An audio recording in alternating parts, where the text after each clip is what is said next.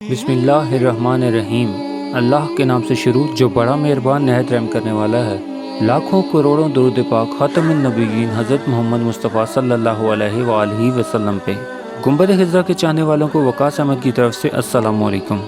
औरत की तरबियत से मर्द वली बनते हैं। इमाम मोहम्मद गज़ाली रहमतुल्लाह अलैह दीन के बहुत बड़े आलिम थे और अल्लाह के वली भी। इनकी ज़िंदगी को आप देखिए, इनके पीछे इनकी माँ का किरदार नजर आएगा। मोहम्मद गज़ाली रहमतुल्लाह अलैह और अहमद गज़ाली रहमतुल्लाह अलैह दो भाई थे। ये अपने लड़कपन के ज़माने में यतीम हो गए थे। इन दोनों की तरबियत इनके वालिदा ने की थी। इनके बारे में एक अजीब बात लिखी है कि माँ इनकी इतनी अच्छी तरबियत करने वाली थी, वो इन दोनों को नेकी पर ले आई, हत्ता कि आलिम बन गए। मगर दोनों भाइयों की तबीयतों में बहुत फर्क। इमाम गज़ाली रहमतुल्लाह अलैह अपने वक्त के बड़े वाइज और खतीब थे और मस्जिद में नमाज पढ़ाते थे। इनके भाई भी आलिम थे और नेक भी थे, लेकिन वो मस्जिद में नमाज पढ़ने के बजाय अपनी अलग नमाज पढ़ लिया करते थे। तो एक मरतबा इमाम गज़ाली रहमतुल्लाह अलैह ने अपनी वालिदा से कहा, अम्मी जान, लोग मुझ पे एतराज करते हैं कि तू इतना बड़ा खतीब और मस्जिद का इमाम है, मगर तेरा भाई तेरे पीछे नमाज नहीं पढ़ता। अम्मी जान, आप भाई जान से कहें कि वो मेरे पीछे नमाज पढ़ा करें। माँ ने बुला के नसीहत की। चुनाचे अगली नमाज का वक्त हुआ। इमाम गज़ाली रहमतुल्लाह अलैह नमाज पढ़ाने लगे और इनके भाई ने भी पीछे नियत बांध ली। लेकिन अजीब बात यह है कि जब एक रकत पढ़ने के बाद दूसरी रकत की बारी आई तो उनके भाई ने नमाज तोड़ दी और जमात से बाहर निकल आए। और जब इमाम गज़ाली रहमतुल्लाह अलैह ने नमाज मुकम्मल की, इनको बड़ी सुबकी महसूस हुई। वो बहुत परेशान हुए, लिहाजा मगमूम दिल के साथ घर वापस लौटे। माँ ने पूछा, बेटा क्या बात है, परेशान नजर आते हो? कहने लगे, अम्मी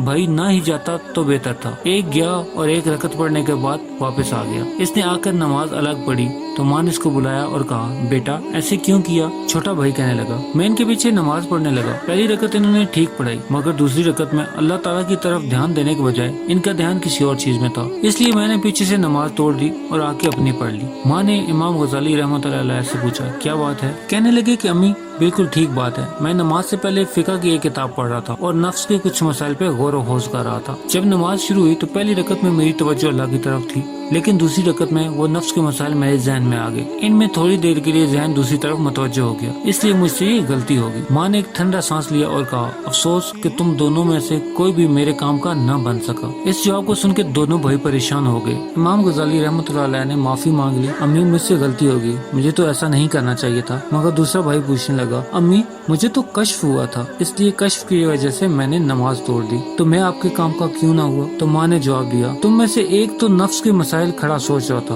और दूसरा पीछे खड़ा इसके दिल को देख रहा था। तुम दोनों में से अल्लाह की तरफ तो तवज्जो किसी की भी नहीं थी, लिहाजा तुम दोनों मेरे काम के तो ना हुए। ये थी वो एक बेवा माँ की तरबियत का असर, जिससे बच्चे इतने नेक और परहेजगार बनते हैं कि सदियां गुजर गईं, इनका नाम आज भी इज्जत और एहतराम से लिया जाता है। प्यारे दोस्तों, उम्मीद करता हूँ कि आपको ये वीडियो पसंद आई होगी, तो इसे लाइक कर दें और मज़ीद इस तरह की खूबसूरत वीडियो को देखने के लिए मेरे चैनल को लाइक सब्सक्राइब करना हरगिज़ मत भूलें। बेल का बटन भी दबा दें ताकि आपको नई आने वाली वीडियोस का नोटिफिकेशन भी मिल सके। इंशाअल्लाह मिलते हैं एक नई वीडियो के साथ, तब तक अपना ख्याल रखिएगा। अल्लाह पाक आपको आसानियाँ दे और आसानियाँ बांटने की तौफीक भी। अल्लाह हाफिज़।